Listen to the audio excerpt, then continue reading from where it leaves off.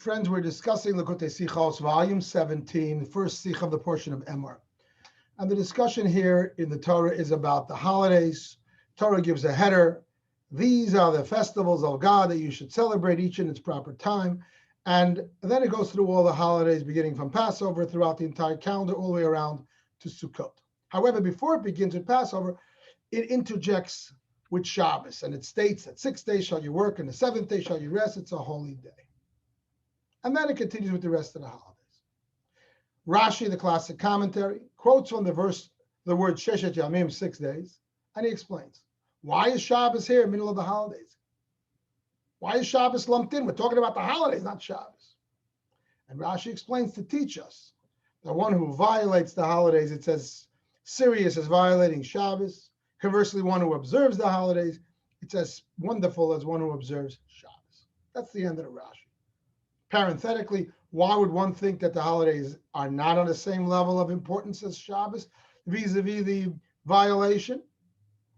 Because nominally the holidays are set up by the calendar, and the calendar was given over to the hands of the Sanhedrin, the Jewish court, to decide if a month should have 29 or 30 days, whether or not there should be a leap year that year, etc.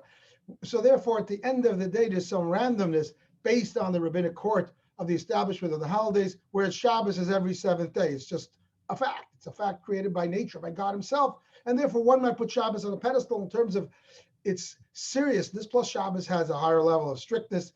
In certain laws, Shabbos you can't cook or carry, whereas the holidays you can. And therefore, one might take the holidays lightly. And therefore, the Torah puts Shabbos right in there in the section that really is talking about the holidays to equalize them in terms of their importance. The Rebbe has 2 questions. Question number 1 is the choice of Rashi's words for the header of the Rashi. We know that Rashi, before he writes a comment, he always chooses words from the text as the header. It's called the Dibur HaMaschel. And that header is very telling.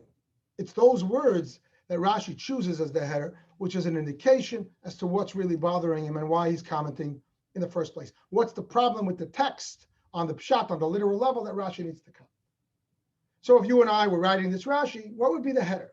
Rashi's trying to explain why Shabbos is here in the section of the holidays. The header should have been the 7th day is Shabbos, or Shabbos is a holy day, or whatever words in the text that directly discuss Shabbos.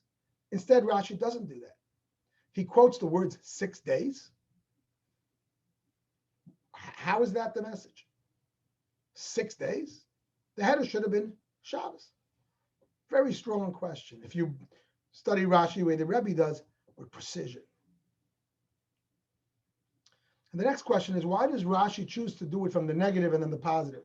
This juxtaposition of Shabbos to the holidays is in order to teach us that one who violates the holidays, it says serious as violating Shabbos, and then he gives the positive. One who observes the holidays, it says wonderful as observing Shabbos. Why not put the positive first? Not just because it's nice to be positive, but also because the language of the text here is positive. The language of the text is, these are the holidays that you should observe and celebrate and proclaim.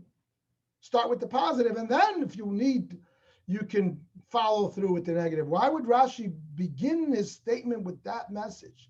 That Shabbos is here with the holidays to teach us that the violation of the holidays is akin to Shabbos. And only then does he say the second half, the observance of the holiday is akin to Shabbos.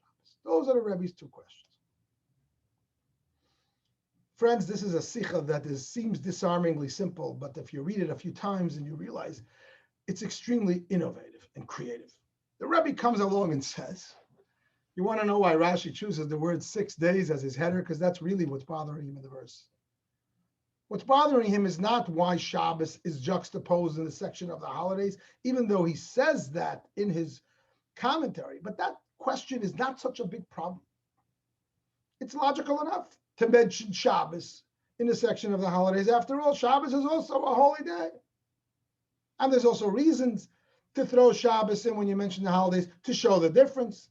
That on Shabbos, all malacha, all work is ruled out, including cooking and carrying, whereas on Yom Tov, cooking and carrying is allowed.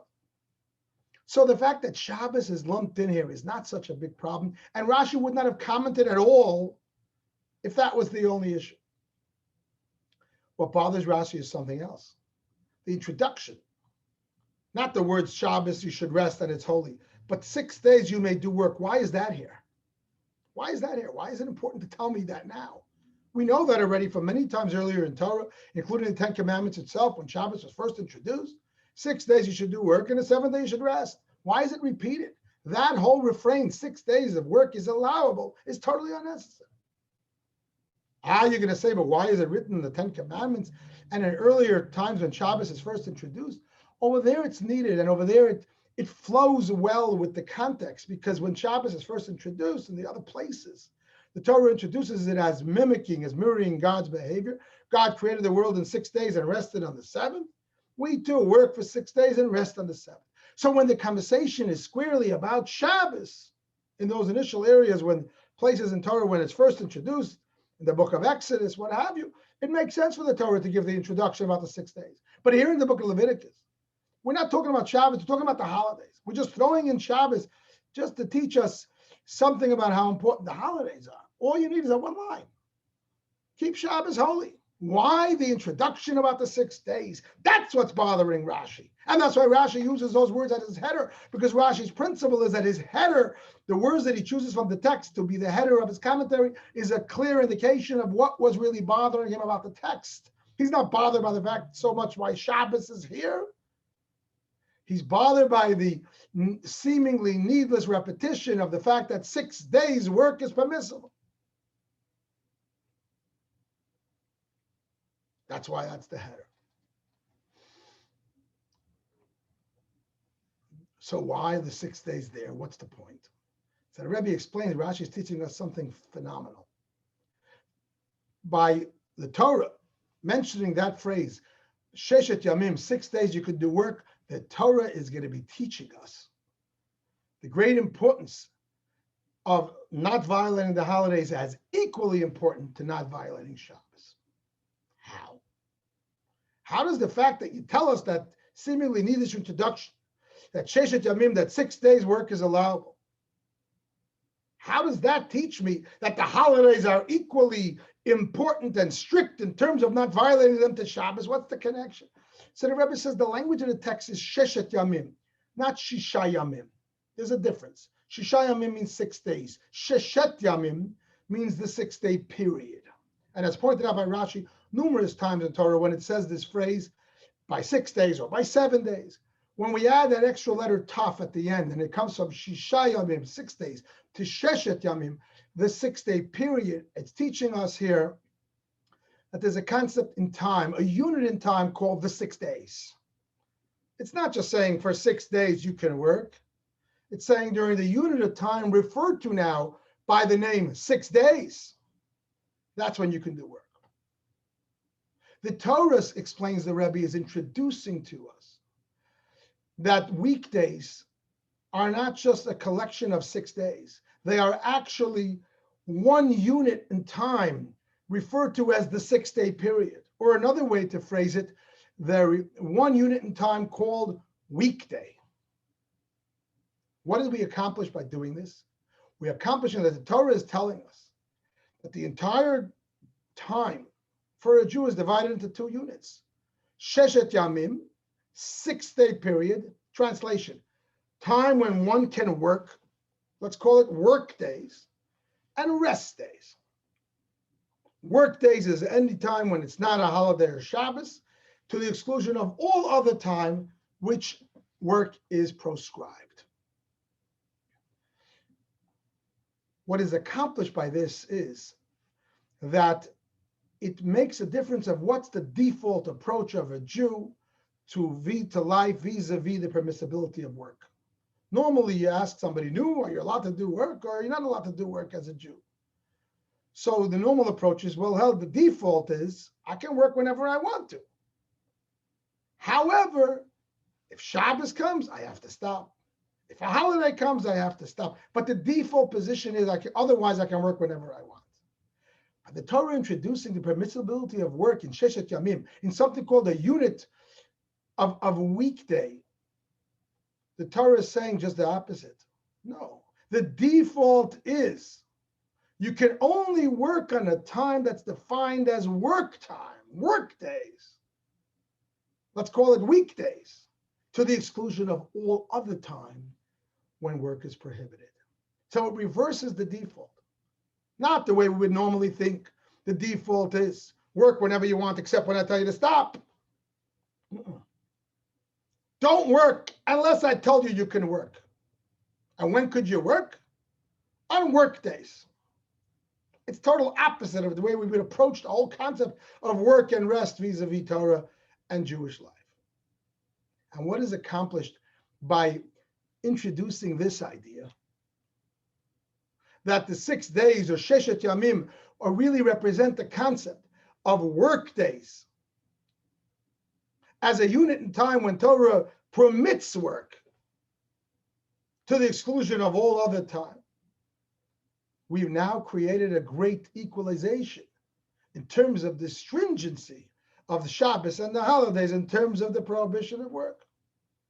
Because think of it, if it would be the other way around, the default mode is God says to a Jew, work whenever you want. It's your life. Knock yourself out. Work. But when I tell you it's Shabbos, you got to stop. And by the way, when I tell you it's Yom Tov, you got to stop. So the prohibition of Shabbos, prohibition of Yom Tov are two separate prohibitions. Who's to say they're both on the same level? Not all mitzvahs are on the same level of prohibition, necessarily.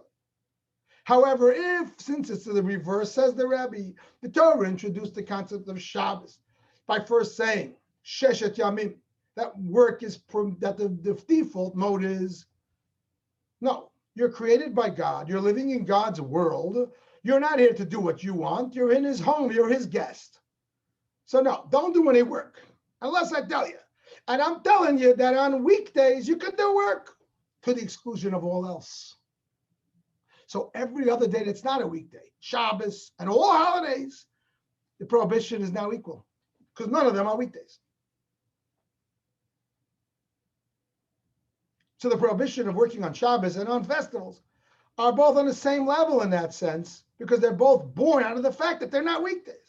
They're not what we call in this Sicha, Sheshet Yamim, the 6-day period, which doesn't only mean the 6-day period, it means the weekday period. It's brilliant. So by the Rebbe changing the default, explaining that Rashi is telling us that work is not always allowed, but except forbidden certain days. No, work is forbidden. You belong to God in this life, except when God allows it, and he allowed it on something called a weekday, to the exclusion of all else. So all else now becomes on the same level of strictness. Shabbos, Yom Tov, they're on the same level. Hence we understand why the header is Sheshet Yamim, because that's what's bothering Rashi. And we understand why the fact that Torah says Sheshet Yamim introduces this concept of the weekday as a unit in time when work is permitted to the exclusion of all else. That equalizes the level of stringency of Shabbos and Yom Tov, and hence Rashi begins with the negative, because that's what you learn from it. On weekdays can you work? No other day can you work. Meaning to say, if you do work, God forbid, on Shabbos or Yom Tov, you violate the holiday. It's as if you violated Shabbos. So you have to start with the negative. That's how the message is given over. And then by extension, Rashi flips it to the other side. That by extension, if you celebrate the holidays and observe them, it's as great and wonderful as observing Shabbos. Friends, it's mind-blowing how the Rebbe takes a simple Rashi and a simple header and opens up a whole new insight for us, a whole new approach to Shabbos and Yom Tov. It's not that Shabbos and Yom Tov you can't work, and every other day do what you want, knock yourself out, you're your own boss. No. The default mode is a Yid can't do what he wants. He's Hashem's. He's God's being. He's in God's presence. But God allowed him something called a weekday, and that's when he's allowed to do work, to the exclusion of all else. And that's how the Rebbe takes the spiritual lesson from this in terms of our service of God, which the Rebbe often says that Rashi includes what's called the wine of Torah, a message that's more spiritual and subtle and mystical, embedded even in the words of Rashi. The Rebbe says that this Rashi then teaches us how to look at life. Again, the normal way that most people look at life, even an observant Jew, I'm here to do what I want to do. I'm here to make a living. I'm here to worry about myself. I'm essentially on my own. If I don't take care of me, no one will. But as an observant Jew, certain times God says, no, you can't work. You got to go to shul. It's Shabbos. You can't work today. It's Pesach. It's a holiday. So God stops me from my natural mode of existence. Says the Rebbe, are you kidding? You're a Yid. You have an neshama.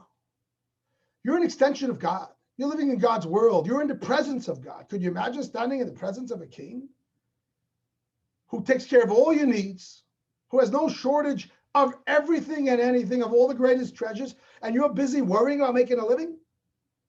And this king is your father in heaven who cares about you and knows about you, and you're going to sit and worry about making a living? That's an abomination. It's terrible. The default of a Yid is you are born in God's embrace. You belong to God. Don't worry about making a living. Hashem's taking care. Your life isn't about survival. You're not part of the food chain. You're not just another mammal. You're not even just another human being. You're not just here to worry about you. God worries about you. You're here to be in the presence of Hashem and to live as a neshama, as a soul, which is an extension of the divine light. That's your default mode. Ideally, you shouldn't have to work. Just like the first generation of our people in the 40 years of the desert. Why work? I have to worry about making a living? Why, did God retire? All I got to do is be close to Hashem and spend my time talking to him, listening to him, basking in the glory of the King. Work? What am I, some kind of person independent of the true light of Hashem? However, so the default mode is no work. There's no need to make natural means. Default mode is Hashem takes care. We're his people. We're his extension. The world is his. However, comes along God and says, I know Yidil, I know, it's nice. And in essence, it's true that I'm here and I'm taking care of you. However, because of various reasons of free choice and what have you, and because of God's pleasure of our service of God within the human body, I put you in a body, and that body for now is in exile, living in a natural environment. And for that reason, I need you to go ahead and make a vessel for my blessings. Not because you're really on your own and I'm not taking care of you, but that's my system. Free choice, what have you. I need you to live in the world and by the rules of the world. Go out and make a living. Go out and follow the rules of the land. Be a person, be a human being. Don't just be a soul. You need to live in the world. And not because otherwise, because God retired, God forbid. No, Hashem is watching you. He says, every second I'm taking care of you. In fact, I'm blessing the work of your hands through the vessel. But I need you to make the vessel. Because for now, till Mashiach comes, you're living in exile. You're living very much a bodily existence for much of the time. And therefore, that's my system. Go to work. Albeit go to work with total faith that I'm the one that's blessing the work of your hands. You're just giving me vessels that I'm filling and all of this good stuff that Torah and Chassidus teaches us. It's true. But you got to go out and do it. But again, that's not the default mode. The default approach is Hashem's taking care of everything. But Hashem commands me on certain days, which happen to be the majority of days, on weekdays, I want you, since you're on weekdays, you're not in the presence of Hashem and you don't feel so much your soul. You're more bodily based and you're more exile based. I'm giving you a mitzvah to go and work. I'm giving you a mitzvah. Because if I didn't give you that mitzvah, your default mode would be to sit and study Torah and sing songs of praise to Hashem all day long. That's the default mode of a Yid by virtue of his soul. But God says, no, take it easy. It's not Shabbos and it's not Yom Tov. It's weekday. Go out and live as if you're just a human being, limited to the exile's rules and systems, even the laws of the land, and do what you got to do to make a living. In the knowledge that it's just a vessel for my blessings, yes, but do it. But that's not the default mode. That's almost the exception to the rule, even though in quantity time it's more. But the rule, the default mode for a Yid is that when it's not weekday, all other time, the Yid says, when it's Shabbos and Yom Tov, when God didn't command me to go to work, what am I doing? Now I can be the real me, the neshama. the part of me which is the real Yid. Now I can sit and study Torah and say prayers and celebrate God's blessings together with my family, with the festive meals and sing. But that's not the exception to the rule. That's the default. That's my essence. Because that's when I'm living on my soul level, which is the pneumius, which is the real innards of a Jew. And then, although by the weekdays I go back and do what I have to do as a Yid on the weekdays. So even though practically speaking, you still have weekday and Shabbos, days when you do the work and make vessels for your blessings, and days when you don't. You just rely on Hashem and you know everything is okay. However, the approach is totally different. Where normally the approach is that I'm totally on my own and I'm going to work and sweat and worry, but Shabbos Nebuch, I have to stop because God said no. Or it's a total opposite. I don't have to do anything. Hashem is in charge. I'm all A-okay. I'm in God's hand. It's perfect. However, God commanded me that on weekdays, I should go out and make a vessel for his blessing, and he's going to take care of me through that vessel. It's a whole different life. And this message is embedded in this Rashi. And the Rebbe concludes the Sicha by saying that by living life in this fashion, of the primacy of holding our soul as the primary part of us, and therefore celebrating Shabbos and Yom Tov as the real connection to Hashem, while at the same time during the weekdays, then we are confined to the body's rules of exile, of following the rules of nature and making a vessel and the laws of the land, etc. Over time, cumulatively, we ultimately bring Mashiach. We're ready for it. We're waiting for it. And we're collectively going to hopefully see it very, very soon. And what happens when Mashiach comes? The body becomes souled, S-O-U-L-E-D. The body of each of us will become infused with our soul, just like the whole world become infused with God, which is the soul of the world. And at that time, what happens when Mashiach comes? What does Rambam say in the last lines? The whole world will stop to work. When Mashiach comes, we're still going to be human beings in bodies, and no one's going to work. The whole world, not only Jews, even the Gentiles, lahavdil, are just going to spend all their time in the knowledge of God because there's nothing else to do. There's plenty. There's studies now that show that we're coming to that time soon where there'll be so much plenty for the whole world, which is another sign that Mashiach is right at the door and ready to come.